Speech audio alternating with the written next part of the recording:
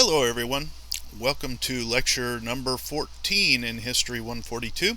Today we're going to be talking about the rise of Christianity in the Roman world. Okay, before we get to Christianity, let's talk a bit about the Roman religion. First of all, the Romans were a very polytheistic society. They believed in embracing the religious traditions of all of their people.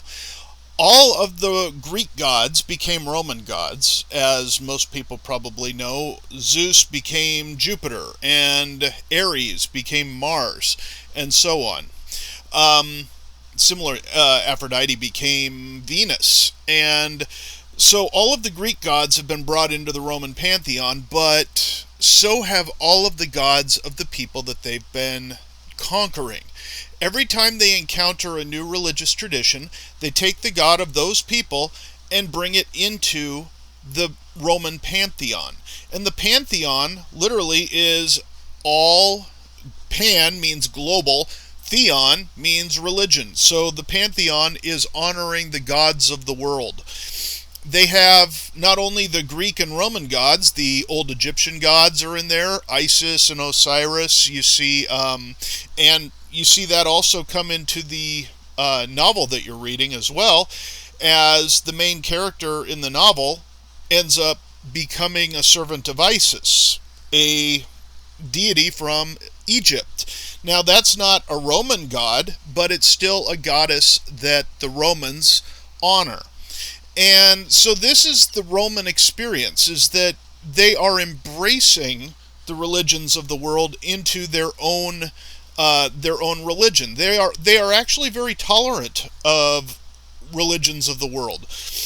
Now, where they tend to run into problems is about the time that Nero insists that Caesar is also a god and should be worshipped. So the Roman cult, the cult of the emperor, becomes a big sticking point for a lot of other religions when they are being told that they are required to worship the emperor. And so that ends up causing problems with a number of different groups. Now, let's talk about the impact of some of the new religions that have been coming up. First of all, many of the Romans felt that their religion was a little bit on the empty side. It was not satisfying. And as a result, as more and more information about religions from the East are coming westward into the Western Empire, they're starting to be exposed to religions like Judaism. And Judaism is a religion that focuses heavily on life after death. There is very little in the Roman experience that discusses what life is like after death. They cross into the afterlife, but it's not really that big of a thing for them. It's just the end of whatever they're doing now and the beginning of something else, but they don't really have an explanation for it. And it's because of this that they start gaining a lot of interest in some of the other religions coming out of the Near East. Judaism, when it was under Seleucid rule, Palestine, Israel, Judah, was allowed a certain amount of independence to practice their religion the way they wanted to. Now, if you remember, the Seleucids were one of those four Greek divisions, those big divisions of the Greek Empire after Alexander. The Seleucid Empire held the piece that Palestine is in. However, when the Romans conquered the Seleucids and Judea became a Roman province in 6 CE, there were a lot of Jews that did not like being under the Roman rule. And as a result of this, Palestine suffered from a lot of Jewish unrest. In general, there are four major divisions within the Jewish community. So let's talk about some of those, okay? First of all, there's a group called the Sadducees. The Sadducees are cosmopolitan politicians within the Jewish community, and they actually favor cooperating with the Romans. They see the Romans as being relatively light taskmasters, and so long as you keep the Romans happy, they leave you alone. And the Sadducees recognize that. So they want to cooperate with the Romans to keep the tensions down and be able to keep doing things their own way by placating the Romans. Another group are a group called the Pharisees. The Pharisees are more intellectual scholars, and they want independence from Rome. They want Rome to leave them alone. But at the same time, the Pharisees are not advocating a violent uprising. They don't want violence between the Jews and the Romans. They're not wanting this to turn out to be a violent conclusion. They're trying to convince the Romans that leaving them on their own is in the Roman best interest as well as in the Jewish best interest. So they are hoping to separate peacefully. Another group are the Essenes. Now, the Essenes are people who are out in the eastern banks of the Dead Sea, as well as up in a hotbed of resistance in the city of Nazareth. And the Essenes are ascetics, people who live life on a very thin, tensile line. They separate themselves from pleasure. They live very clean, austere lifestyle. And they are waiting for a political messiah to rise up and lead them against Rome.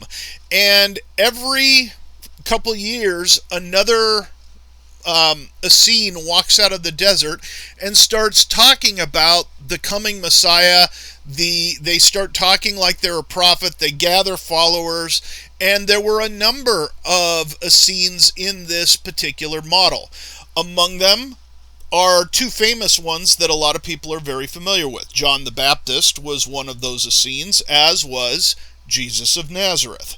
Both of these are coming out of this ascetic community, and they are talking about this Messiah that is coming to deliver them from Roman domination. And then there's the fourth group. And the fourth group is really the one that causes the major problems. As long as people are just talking and ranting out in the middle of the wilderness, Rome doesn't really care. But this fourth group, they were the problem. And they were called the Zealots. The word zealot literally means daggermen. Daggermen. They are militant extremists, Jews who are advocating a violent uprising to overthrow Rome. The truth is, they don't fully understand just how powerful Rome is. Rome sees Palestine and the problems out there as basically an annoying little bug to be swat. It's not a big problem for them. Now, the Zealots are annoying them, but they're not really a big risk to the Roman Empire. And Rome's never really in danger of losing control of Palestine. The Zealots don't really fully understand that. And they are willing to commit themselves and, in fact, sacrifice their very lives, if necessary, in order to free Jewish control of Judaism from Rome. They want to separate from them. And ultimately, it will be the Zealots that will lead a Jewish uprising against Rome in 66 CE. Now, what leads to this Jewish revolt? First of all, Nero is in power. Okay, so you have an insane emperor on the throne. And when Nero comes into power, he orders the imperial cult to be instituted throughout the Roman Empire. So the Jews up to this point have been not really siding with violent uprising for the most part, the Zealots notwithstanding. Most Jews don't really want violent resistance against Rome. However, when Nero orders that the imperial cult be instituted, he is requiring all people in the Roman Empire, no matter what their religion, to worship Caesar too. In other words, to worship him.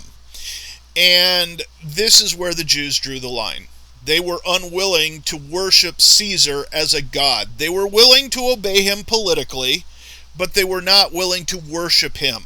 That is crossing the line for them.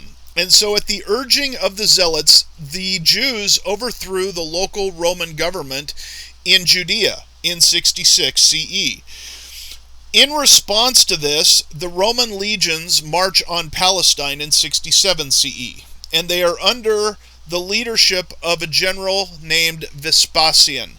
Now, the reason I give you his name, most of the time I wouldn't care about which general is leading this particular revolt, but in this particular case, it matters. Vespasian is going to be the next emperor. Okay, so he's the guy putting down this revolt. He is smashing it with brute force, and the Zealots are forced back and back and back, and they flee to a mountaintop retreat that was created by King Herod, and it's at a place called Masada. Masada is this mountaintop fortress. It is hard to penetrate, and it is very, very defensible. There's only a couple hundred zealots that go up there, and they hold out against Rome, and the Roman legions under Vespasian kind of encircle Masada and just decide to wait him out. Meanwhile, as the siege of Masada is going on, by 69 CE, 2 years after Vespasian marches in, he is recalled to Rome. Nero is dead, and Vespasian becomes emperor. At that point, his son, Lucius Flavius Silva, becomes the new commander of that army, and he steps up and continues the assault on Masada. Finally, he gets fed up with them, and in 70 CE, the Romans crush all the resistance remaining, and they start destroying Jerusalem. They want to send a message. They are not tolerating this kind of uprising. The Romans see it as a political uprising, and they're trying to set an example for others who might get the bright idea to challenge Roman rule. The Romans really don't want conflict. They just want you to be part of the empire. Pay your taxes, obey the governor, and otherwise leave us alone. As long as you don't cause trouble, they don't care. Okay? The problem is the Jews were causing trouble, and so they were sending a message. They destroyed Jerusalem, but especially they went after the temple. Now, this is the heart of the Jewish world for them, and in 72 CE, the Romans leveled the temple. Only a couple pieces of the temple, the foundation, are standing, and today one of the only parts of the Jewish temple that remains is something called the Wailing Wall, and you'll still see a lot of Jews throughout the world make pilgrimages to Jerusalem to pray at the Wailing Wall. So that is the last site of the temple before it was destroyed in 72. Meanwhile, at Masada, the Zealots are encircled in this palace fortress, and Louis Flavius Silva has now been appointed the governor of Judea officially by his father, the emperor, and he sends in legions to remove the Zealots in 72 after the destruction of the temple. Less than 1,000 zealots hold off legions, not one legion, but many legions. I think it was 7 or 8 legions. Each legion has 1,000 soldiers. So less than 1,000 held off huge Roman army trying to root them out of there. So it shows you just how defensible that place really was.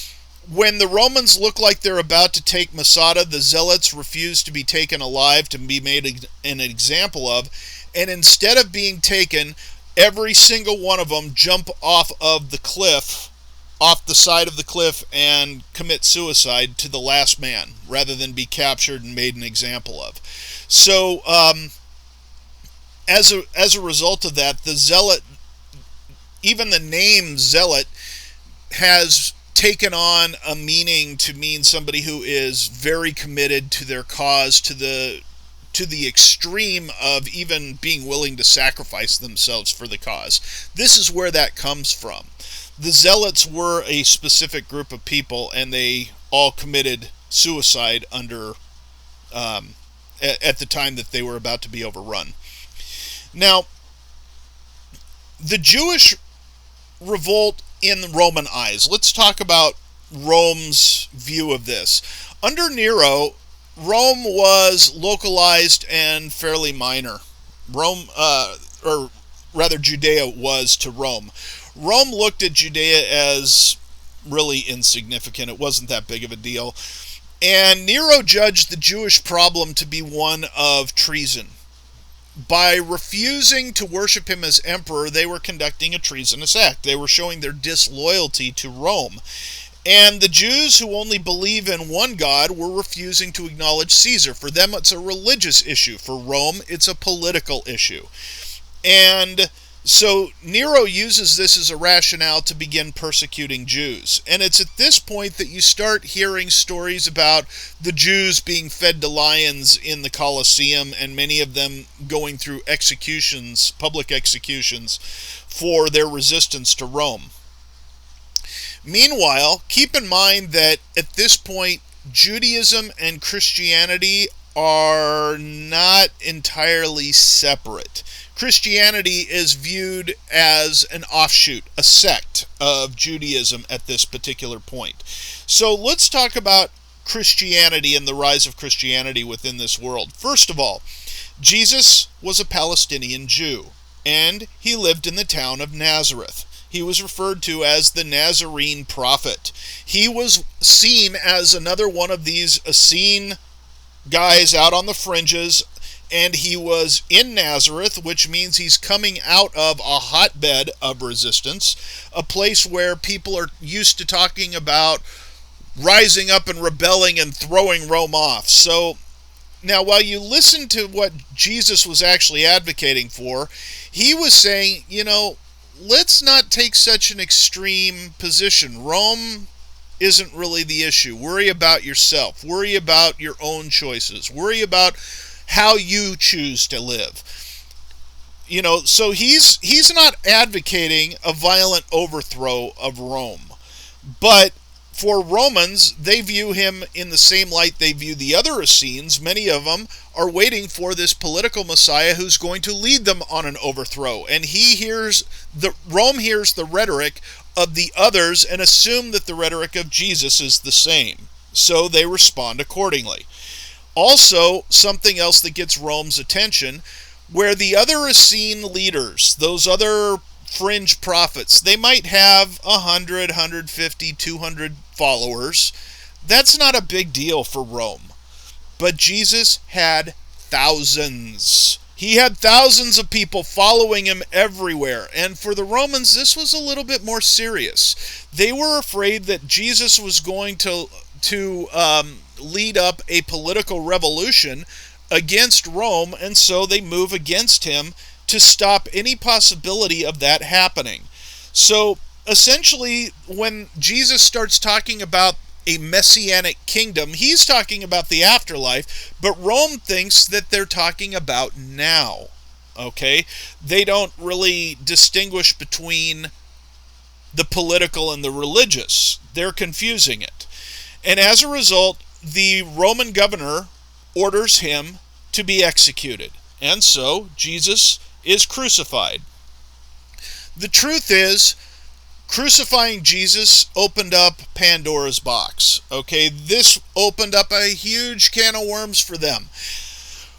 Crucifying Jesus made him a martyr to the cause, and then stories came out that he rose from the dead, and that caused them even more headaches. And all of a sudden, the followers of Jesus' message just would not go away. They turned him essentially into a god at that point. Whether or not he is a deity is beside the point. It's what people believe. And the Romans had just elevated him to a whole new level by executing him. And that became a real problem. Now, one thing that the rise of the followers of Jesus caused was a big split in Judaism. The Jewish community will split. There's those who will follow Jesus and believe he was the next prophet, the next Messiah, the next the next evolution of Judaism. And there's the Jews who just think, well, he was just another Essene who came out to spread the message and now he's dead. And so this becomes one of Judaism's many divisions. We've already talked about 4 major groups. Well, guess what? Here's number 5. The Christians just become another big division within the Jewish community. The message begins spreading beyond the Jewish community, however. And all of a sudden, the followers of Jesus is no longer just a Jewish movement. It becomes a movement throughout the Roman world. It starts spreading slowly, quietly, for the next 15, 20 years, but then it picks up speed. And by 40 to 50 CE, it's gaining ground. It's gaining a lot of followers. It's gaining a lot of people who are being drawn to that message. And by 60 and 70, it's causing Christianity to be decentralized. As soon as Rome destroys Jerusalem, they did the worst thing they possibly could. They dispersed the Christians out of the Jewish world. As long as the Christians were more or less confined within Jerusalem, they weren't really an issue. But in 70 CE, when they destroyed Jerusalem, the Christians fled everywhere. They went to Antioch. They went to Alexandria. They went all the way out to Rome. They went to Galatia. They went to Ephesus. They went to all over the Roman world. And by spreading this message into all these different corners of the Roman Empire, instead of having a little hot spot of resistance in one little location, now they've got resistance everywhere. And this just causes Rome all kinds of headaches. Why was this even possible? What made this possible? You want to know what made Christianity possible as a religion, a successful religion, and not just an uprising and a fringe Jewish movement? Hellenism. It was the Hellenized world. Christianity floated on a sea of Greek. Greek is what spread all of the Christian writings. This is what spread the movement. No matter where the Christians went, they could communicate with people with Greek. And so all of their writings were Greek. All of their messages to people out in the Roman world were Greek.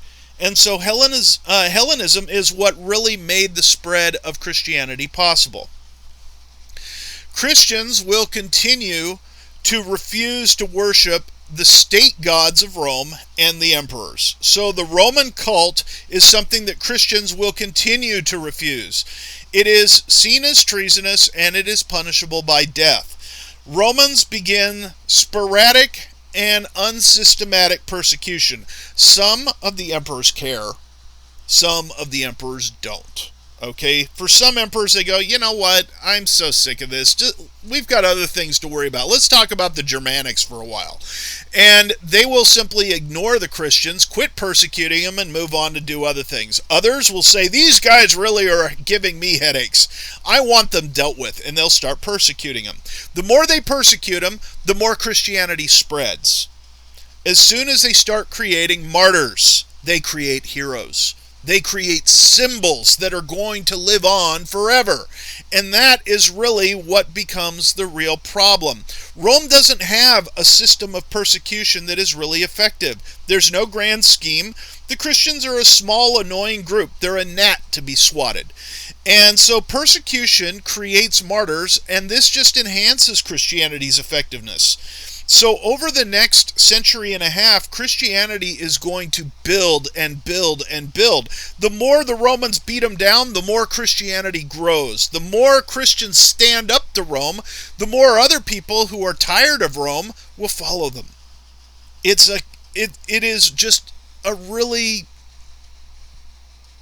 seductive message. And Christianity offers this resistance and people who are willing to die for it. And that speaks very loudly to a lot of people. So, persecution will continue.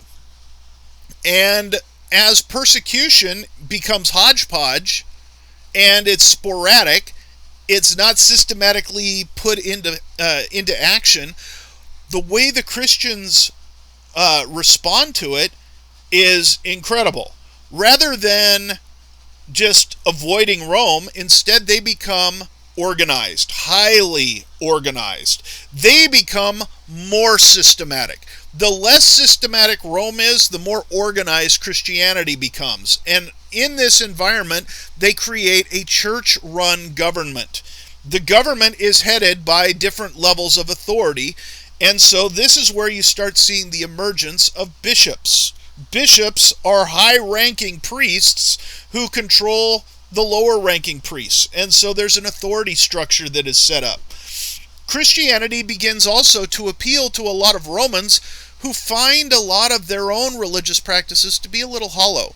They want to know what happens in the afterlife. Christianity teaches them that. They offer them that. They say, hey, let's tell you about heaven. Let's tell you about the afterlife. And we'll give you a roadmap on how to get there. And for a lot of Romans, that was something that they were interested in.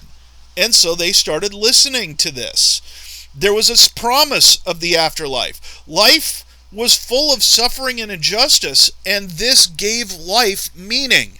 So all of the pain, all of the suffering that they went through in the Roman Empire, even in the Pax Romana, which was the great Roman peace and a golden age, still had a lot of pain and suffering in it, as you see in that novel that you're reading. And so you can see how there would be a religious response to this. Anytime there is a lot of suffering, there is an upswing in religious activity. Well, Christianity was offering answers that other religions were not. So it became appealing. As the Christian church became more and more organized, the resistance against the Christian church became more systematic. And so Rome will see the organization of the Christian church, and they will start creating a very systematic way of trying to combat Christianity. As a result of this, Diocletian becomes the biggest persecutor of Christians. I mean, Nero, he did a few demonstrations where he threw a few Christians to the wolves, actually to the lions, but who's counting? But Diocletian is at the end of the 200s and early 300s, okay? And at this point there is chaos throughout the Roman Empire. There is a lot of social instability, and Christianity is right at the heart of all of this. And the more Diocletian comes after the Christians and is systematically persecuting them, executing them, putting them into the Colosseum and having them eaten by lions, one after another after another. Every single day, another Christian gets fed to the lions. And the more that get fed to the lions, the more people that convert to Christianity. It was absolutely frustrating for Rome.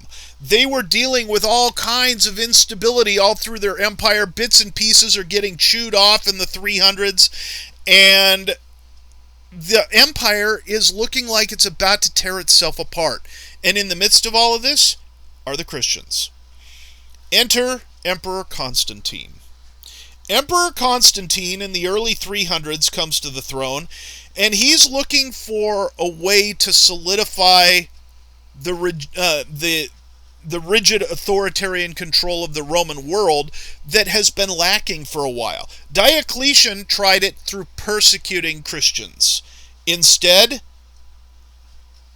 he looked at Christianity as not the enemy, but as possibly the answer he's been looking for. You see, he's looking for control. He's looking for a systematic government that can exert authority over its people. And so rather than fight against Christianity, in 313 he issues something called the Edict of Milan, which ironically was not made in Milan, but it was called the Edict of Milan. But this edict was the Roman Empire's official policy of tolerance of Christianity. They were essentially saying it's okay to be a Christian. You don't have to worship the emperor anymore. And toward the end of his life, Constantine converted to Christianity. He was baptized as a Christian, and he also moved the capital of the empire from Rome over to a new city that he had built over in what is today Turkey. the city of Istanbul. And Istanbul was actually, it's gone through several different names, but when he moved the capital over there, it became known as the city of Constantine, or Constantinople. Constantinople became the capital of the Roman Empire in 330 CE. And it was at this time that he made Christianity basically the official religion of Rome at the end of his life by converting to Christianity. Now, it won't be confirmed as the official religion until a little bit later, but he basically de facto has made Christianity the official religion. When the emperor converts, it's pretty much a signal to everybody else that, hey, that's what you should be doing. And so Christianity starts becoming the official practice, religious practice of Rome. It was made official under Emperor Theodosius the Great, and that was in 380 CE. So it was another 50 years before it became the official religion of Rome. But as soon as Constantine converted, he basically made it the official religion. Everybody started shifting over to being Christian at that point. Theodosius just made it documented. So as Rome declines and the empire starts weakening, it starts getting pieces bitten off bit by bit throughout the empire. They're starting to lose ground. As Rome declines, the Christian church is gaining strength. The Christian church has a strong church government, and that government will grow stronger and stronger over time. It gave order to society that Roman government could not. And each city was headed by a bishop. And the bishop actually ended up having more power over the city than the Roman emperor, the representatives of the Roman emperor do. So eventually, there are 5 major bishops that rise to a higher status than all the rest of the bishops, and they become known as the 5 patriarchs. The 5 patriarchs exist in 5 different cities in the Roman world. Jerusalem, the heart of the Christian world where it was born, is one of those, the Bishop of Jerusalem. The Roman bishop, the Bishop of Rome, is also one of those. The other 3, Alexandria, Antioch, and Constantinople. Those are the 5 major patriarchs. And on paper at least, those 5 all have equal standing. But this is the Roman Empire. And so the Bishop of Rome has been asserting more authority over the church than others. And the first bishop of Rome was an apostle of Jesus named Peter. Okay, he was the first bishop of Rome. And today we call the bishop of Rome the Pope. Okay? So Pope is literally Latin for father. That's what it meant. And so according to Christian tradition, Jesus had designated Peter to be his chief apostle. And so when Jesus was crucified and the church took off under other leadership, Peter was the first major leader that rose up. Now others will rise up and start contesting Peter's leadership. Paul was a big challenge to Peter's leadership, but Peter was the Bishop of Rome.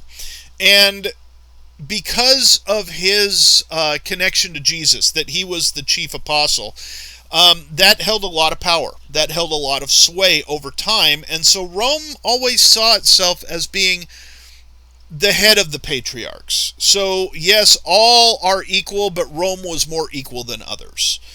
And so one big thing that came out of this is the bishops said that anybody who becomes a priest must be designated officially a priest from a priest that came from others before them, and tracing all the way back to the original 12 apostles. The 12 apostles designated the new followers and trained them, and then they would in turn train them, and they would in turn train them. And this became known as the policy of apostolic succession. The Catholic Church still maintains this. If you talk to a priest today, that priest can look up their apostolic succession and go all the way back to the original apostle that they are coming down from, their authority descends from. So this is something that is still alive and well in the Catholic Church today. And not just the Catholic Church. When the Catholic Church later will split into different churches, the Eastern Orthodox, the Greek Orthodox, the Russian Orthodox, the Egyptian Church, the Coptics, and others, all of them will claim apostolic succession, and they have a legitimate claim to that. So that is something that the other branches of Christianity often maintain as well. So the patriarchs as bishops are all equal. Their authority is supposedly equal. However, the Bishop of Rome still holds this chairmanship over the other four. And the problem here is that Rome is losing influence when Constantine moves the capital to Constantinople. When the capital shifts out to the east, Constantine is shifting political power, but he's also shifting religious influence out there as well.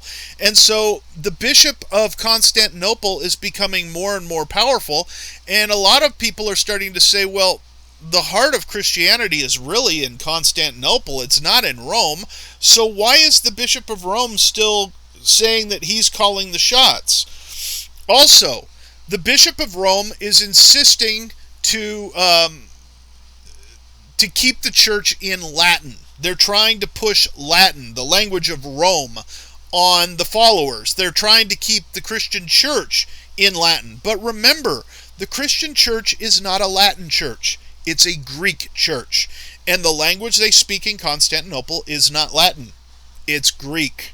So the Eastern Church is associating more with the roots of Christianity, the Greek roots. And so the more Latinized the Western Church becomes and the more Greek the Eastern Church becomes, it's causing a cultural split within the Christian world.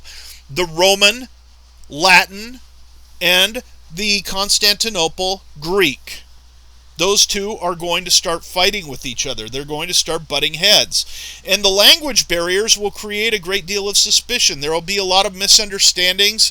It's hard to communicate clearly with each other when one group is only speaking in Latin and the other group is only speaking in Greek. And so these tensions are going to start causing divisions within the Christian church. Also, as Rome moves forward, beyond 300, 400, they are taking in more and more Germanics into Rome. The Western Empire is becoming more Germanized, more Germanic. And the more Germans that move into the Roman Empire and the more Germanic the western half of the empire becomes, it changes the character of the western half even more, and this is causing even more divisions. So the inclusion of so many Germanics into the western half of Christianity is changing the character of the Western Church. Moving the capital to Constantinople and the inclusion of the Germanics were really the beginning of the division that would ultimately completely separate the eastern and western half of the Christian church. And it will also reflect the separating of the Roman Empire into two pieces as well, the western half of the Roman Empire and the eastern half of the Roman Empire. And the two are going to be fighting with each other constantly for influence. When Rome ultimately gets sacked by the Germanic raiders, the Ostrogoths, the Visigoths, the Alamanis, the Vandals, the Huns, and all these different groups that start coming in and sacking Rome, one after another, and Rome falls. When that happens, the Eastern Church is saying, well, the Roman Church has completely collapsed. It hasn't. But they are saying, well, we're going to protect Christendom over here in the East. And Rome's saying, now wait a minute. Just because the city has been sacked doesn't mean that the Christians are gone. Christianity is still alive and well out here. The Bishop of Rome is still very much in control out here. And so that's going to cause even more divisions over time. Okay, so that gives you a little bit of an introduction into the rise of Christianity and how it becomes the official state religion of the Roman Empire, why it becomes this big force that Constantine will embrace, and also some of the early divisions that are going to be ongoing problems within the Western world. Okay, so that's it for today's lecture, and I will see you again in lecture number 15. Have a good one.